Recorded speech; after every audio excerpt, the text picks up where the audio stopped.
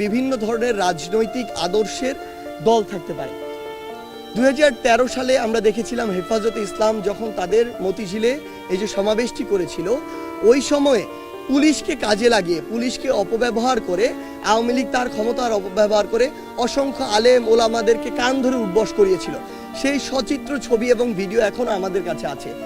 আওয়ামী লীগ যা করেছিল তার ফল আওয়ামী লীগ এখন ভোগ করছে, ভবিষ্যতে ভোগ করবে। কিন্তু সেম কাজটি আওয়ামী লীগ যাওয়ার পরে আরেকজনের যদি ওই নির্যাতকের ভূমিকা অবতীর্ণ হয়, সেটি আমরা কখনো মেনে নিব না। সেটির জন্য আমরা কখনো এই যে গণঅভ্যুত্থানটি হয়েছে সেটি কখনো করিনি।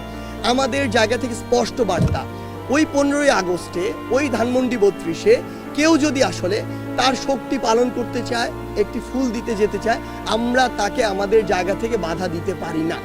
এটি তার ব্যক্তিগত জায়গা।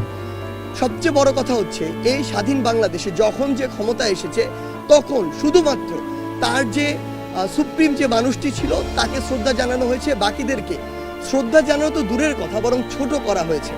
আমরা বিগত আওয়ামী লীগের সময় দেখেছি বঙ্গবন্ধুকে কিংবা শেখ মুজিবুর রহমানকে বঙ্গবন্ধু থেকে শুরু করে যত বিশেষণে বিশেষায়িত করা যায় সেগুলো করা হয়েছে, এবং অতিরঞ্জিত অনেক ঘটনা নিজের মন মতো করে বানানো হয়েছে, ইতিহাস সাজানো হয়েছে। অপরদিকে আমরা যদি দেখি শেরে বাংলাকে ফজলুল হক, মাওলানা আব্দুল হামিদ খান ভাসানী, হোসেন শহীদ সরওয়ার্দী, জিয়াউর রহমান থেকে শুরু করে তাজউদ্দিন আহমেদ পর্যন্ত, এই মানুষগুলো যতটুকু ন্যূনতম সম্মান প্রাপ্য কিংবা ইতিহাসের যে জায়গাটুকু তারা ধারণ করে সেটুকু তাদেরকে দেয়া হয় না। কাউকে ইচ্ছাকৃতভাবে রাজনৈতিক উদ্দেশ্যে ছোট করা যাবে না। আমরা যতটুকু জিয়াউর রহমান যতটুকু সম্মান প্রাপ্য, তাদেরকেও আমাদের ততটুকু সম্মান দিতে হবে। একইভাবে শেখ মুজিবুর রহমান যতটুকু সম্মান তার প্রাপ্য, তাকেও ততটুকু সম্মান দিতে হবে। তার যে কাজগুলো সমালোচনা যোগ্য আপনি সমালোচনা করেন, এটা নিয়ে আমার বিন্দুমাত্র আপত্তি নেই। কিন্তু আপনি আজকে 2024 সালে এত বড় একটি গণঅভ্যুত্থানের পরে দাঁড়িয়েও আপনি যখন আপনার রাজনৈতিক প্রতিহিংসাকে বাস্তবায়ন করার জন্য এই কাজগুলো করেন, এগুলো আমরা আমাদের জায়গা থেকে কখনোই সমর্থন করি না।